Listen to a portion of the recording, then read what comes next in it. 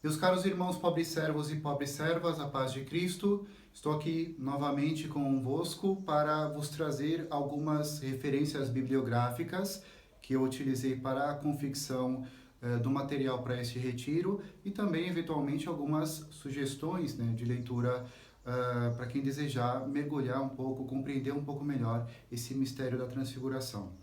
Em primeiro lugar, eu gostaria de dizer que o que eu tentei vos transmitir e partilhar convosco é algo que é muito próprio da vida monástica. Na vida monástica, como vós mesmos vistes com o Evagrio Pontico, nunca houve uma separação, né, um divórcio entre oração e estudo.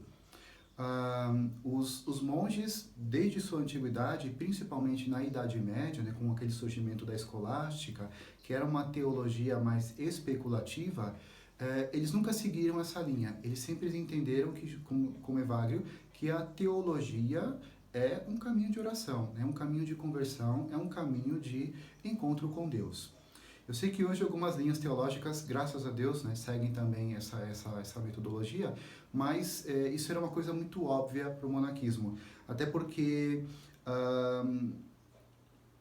a própria oração, né, a própria leitura da palavra de Deus, ela é uma atividade que compreende a participação do intelecto. A própria conversão, ela tem que passar primeiro pelo intelecto, pelo menos normalmente, né? Vejamos, por exemplo, o caso do filho pródigo, que ele caiu em si, né? Ele refletiu e disse, peraí, o que eu estou fazendo? Não posso mais continuar fazendo isso. Então eu mesmo, né? Então ele refletiu e aí decidiu voltar para o pai. Lógico que isso foi feito com o toque da graça que aconteceu anteriormente, né? Deus que primeiro nos amou. Mas os monges sempre entenderam que a própria leitura, a investigação, a reflexão, né, esse tipo de atividade intelectual sempre foi colada ali, grudada, né, inseparável da própria vida de oração. E o estudo em si, por sua vez, ele só tem validade e serventia se ele for de fato um instrumento para a minha busca de Deus, se ele alimentar a minha oração. E aí, nesse sentido, o próprio estudo se torna ele mesmo oração. Né? Se não tem isso, torna-se vaidade das vaidades. Né? Só leva o próprio, como diziam os padres do deserto, né? A própria alimentação do ventre, né? Só enche a barriga, barriga intelectual, mas não conduz a lugar nenhum. E iniciando a nossa bibliografia, começarei pela palavra de Deus. Se alguém achou estranha alguma passagem bíblica, alguma referência nos títulos, para o Novo Testamento eu utilizei esta edição, que é o Novo Testamento das edições paulinas. Um trabalho que eu gosto muito porque ele tem uma atenção muito forte, muito particular ao grego, né, ao original. É uma edição que tenta transmitir, se não literalmente, ao menos o sentido exato de determinada expressão, de determinada palavra em grego. Por exemplo, é a primeira Bíblia em português católica que eu vejo no Evangelho de São João dizer que o Verbo se fez carne e armou a sua tenda no meio de nós. Né? O que cresce, como nós vimos no nosso próprio retiro, a missão das tendas na transfiguração, toda a importância das tendas como habitação de Deus, né, no Antigo Testamento. Então, abrange, né, amplia muito os horizontes de interpretação, inclusive de oração, né, porque, como dizia São Jerônimo, o conhecimento das Escrituras é o conhecimento do próprio Cristo e o desconhecimento das Escrituras é um desconhecimento do próprio Cristo. Tá? Então, essa é a minha recomendação. Infelizmente, até onde eu sei, só existe o Novo Testamento e uma edição também do livro dos Salmos. O Antigo Testamento, a versão completa, ainda está em construção, né? Pelo menos o que eu saiba, pode ser que tenha lançado e eu não fui informado, mas eu recomendo muito para quem gosta de exegese, deseja preparar uma boa palestra, ou mesmo, né, uma boa Lexio Divina, porque a exegese saiu da Lexio Divina de São Gregório Magno, que nada mais fazia senão a própria Lexio Divina. E, na falta de uma edição da Bíblia das Paulinas do Antigo Testamento, para o Antigo Testamento eu utilizei a própria Bíblia de Jerusalém, que também talvez seja em língua portuguesa o material mais criterioso, eu diria assim, né? Eu sei que existem versões evangélicas também que são boas, né? Mas aqui com todos os livros aprovados no cânon que a Igreja Católica estabeleceu, né? A Bíblia de Jerusalém me parece uma boa opção, né, para esse objetivo, né, para mais de estudo, mais de exegese, mais de lexio divina. Não estou desmerecendo nenhuma das outras edições, né, mas elas têm de fato uma característica e um objetivo muito claro, né, um público-alvo também muito específico. Né. Eu gosto particularmente dessas duas edições e foram essas que eu utilizei no nosso retiro. Para os comentários bíblicos, em língua portuguesa, eu gosto desse daqui, né, essa edição que é só dos evangelhos, né, uma coletânea com vários autores, das edições Loyola. Eu sei que existe também muitas outras bons trabalhos, né, isso aqui é uma coleção um pouco grande, não me lembro exatamente quantos livros ela possui, mas é a coleção bíblica Loyola, né, esse aqui é o volume 1. É um bom comentário, eu gosto de recorrer a ele de vez em quando. Eu não o citei literalmente no trabalho, mas eu já o li várias vezes e provavelmente ele está ali meio que espalhado ao longo do trabalho desse retiro. Um que eu utilizo muito, mas aí já não está em língua portuguesa, é a Bíblia Chrétienne. Existem vários volumes também, se não me engano, são cerca de 10 volumes. Esse aqui é o volume 2, que trata dos 4 evangelhos. Eu gosto porque é um trabalho primeiramente feito por abades e abadesas, né, uma coletânea, e ele traz, é um comentário bíblico exegético, versículo por versículo, portanto, mas ali, a cada versículo, eles trazem interpretações dos padres da igreja. Isso entra muito na linha da vida monástica, que sempre tentou reproduzir aquela exegese da patrística, principalmente ali mais nos inícios, né, até o século VI, VII e século VIII no máximo. Né? Então, volume 2, exegese e comentários dos padres da igreja, né? Bíblia cristã, Bíblia Chrétienne.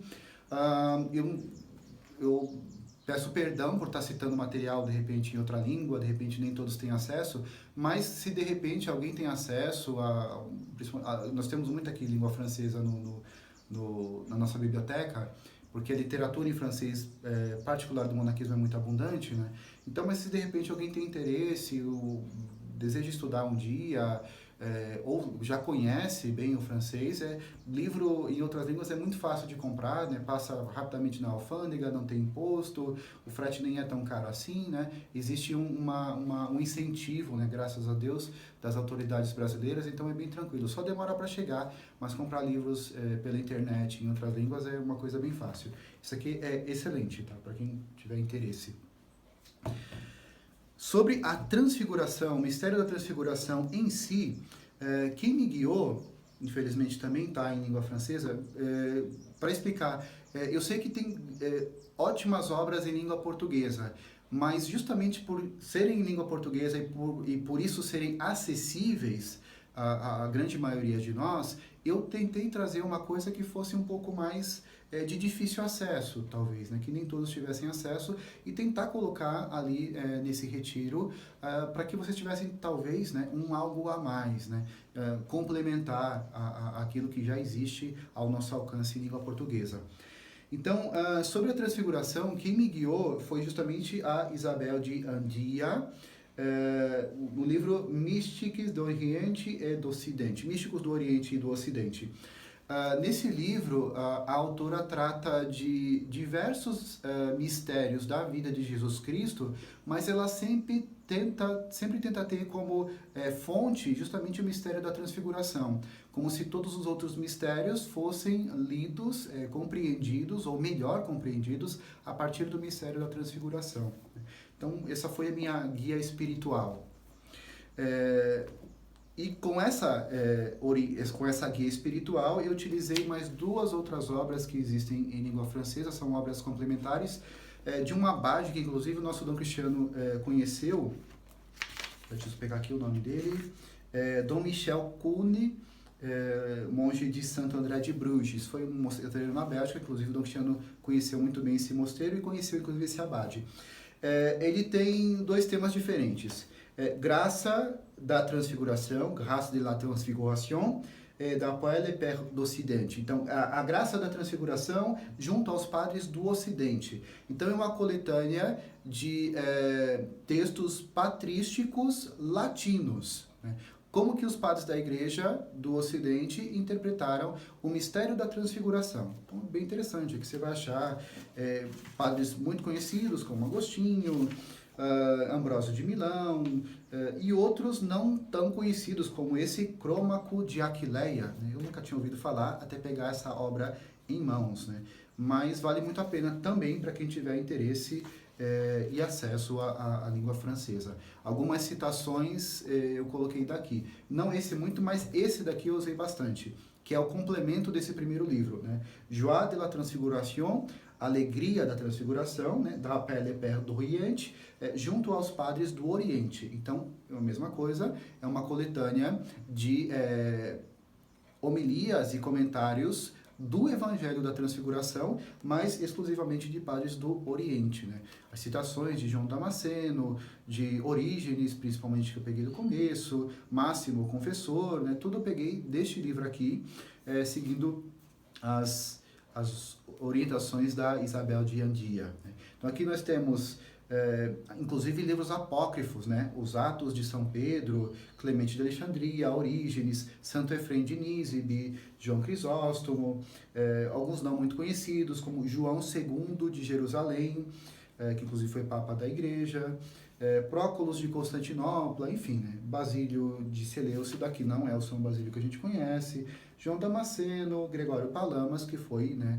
Esse eu utilizei bastante, que de fato talvez tenha sido o místico do Oriente que mais se debruçou sobre a Transfiguração e que mais trouxe colaborações também sobre este mistério. Em língua portuguesa, nós temos, infelizmente eu não encontrei na nossa biblioteca, deve estar com algum irmão, nós temos o comentário que talvez seja a melhor referência de todas, é o comentário do Raniero Cantalamessa, que se chama O Mistério da Transfiguração. Isso é bem fácil, talvez muitos de vocês até tenham esse livro. Unanimemente, acho que é a melhor leitura que a gente pode ter, mais acessível, é uma linguagem que é ao mesmo tempo acessível, não é uma linguagem muito complicada, e é igualmente profunda, né? Profundíssima, eu diria, né? Creio, se alguém se interessa de fato pelo mistério da Transfiguração, esse livro do Padre Raniero Cantalamessa é fundamental.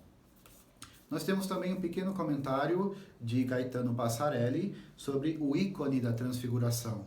Isso aqui, eu não sei se existem edições atuais, né, mas deve ser facilmente encontrado em algum sebo, né? Tem sebos, inclusive virtuais na internet, que investigam outros sebos do Brasil.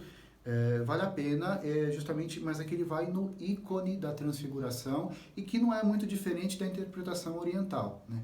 O Oriente sempre teve o ícone como o Evangelho, como uma forma de imagem, né? Inclusive, a interpretação que eu utilizei no retiro, tanto exegética como Alexio Divina, ela vai combinar direitinho com o ícone da Transfiguração, por isso que eu coloquei, né, nas reflexões a imagem do ícone da Transfiguração. Eu encontrei esse livro, eu não utilizei no retiro, mas para religiosos talvez seja uma referência interessante, né, para aprofundamento. É de Bernardo Oliveira. Bernardo Oliveira, ele ainda é vivo, ele foi abade emérito da ordem trapista, né, ordem monástica, né, são monges seguem a regra de São Bento, mas é aquela ramificação um pouco mais austera, ou bastante mais austera, né, que inclusive nós temos um mosteiro trapista na cidade de Campo do Tenente, no Paraná. Então, Bernardo Oliveira foi o abade geral deles, né, que tinha jurisdição sobre toda a ordem. E o nome do livro é Amizades Transfiguradas. É um estudo principalmente sobre um padre cisterciense chamado Euredo de Rivaux,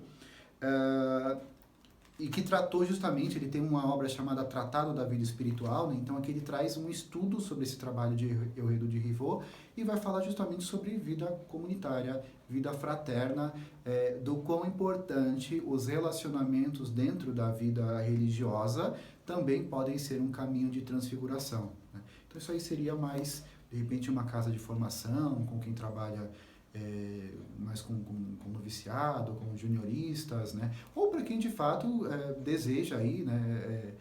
Tem grande apreço pela vida comunitária, né? Pela vida conventual e deseja aí um alimento a mais, né? Para tirar proveito para si mesmo, né? Para a própria vida espiritual e para a vida dos irmãos também, das irmãs, né? Dentro da própria comunidade, né? Eu recomendo muito uma leitura que pode trazer grandes surpresas. Indo agora para os apoftegmas dos padres do deserto. Graças a Deus, saiu não faz muito tempo, eu não lembro se foi esse ano ou ano passado saiu a segunda edição, uma obra chamada, em língua portuguesa, De Volta ao Paraíso, a Vida dos Padres do Deserto e os seus apoftegmas, que é das edições Subiaco, das Monjas de Juiz de Fora, e também da Lumen Christi, que é uma editora do Mosteiro do São Bento do Rio de Janeiro.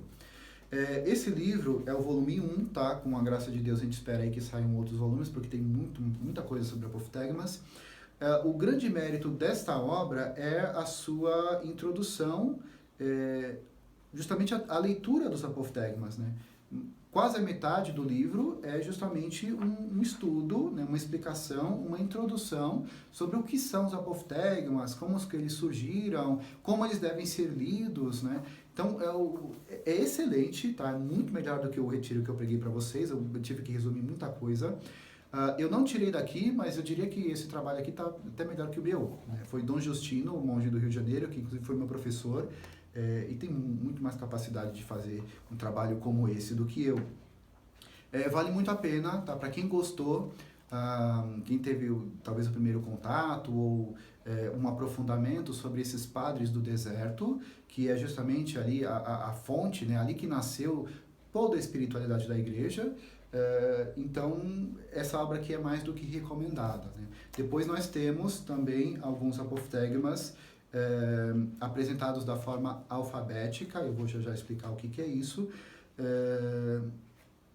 E é fácil adquirir, depois eu vou colocar também um texto para vocês, vou enviar para o Padre Gilberto, essa referência bibliográfica por escrito, que vai facilitar para quem desejar de repente adquirir alguma dessas obras. Isso aqui eu acho que é de grande recomendação, ao menos para quem gostou desse encontro com os padres do deserto. Mas eu utilizei uma série de outras obras, inclusive eu enviei algumas já para o Padre Gilberto, mas essencialmente seriam essas duas edições, que são as principais, essas são em língua francesa. A primeira seria essa, Les Sentences de Père du Désert, as sentenças dos padres do deserto, coleção alfabética, tá? Então isso daqui seria o equivalente a este daqui, mas uma em língua francesa, outra em língua portuguesa. O que é a série alfabética? É a apresentação por ordem alfabética, né, dos padres do deserto, começando lá, sempre a partir do grego, né?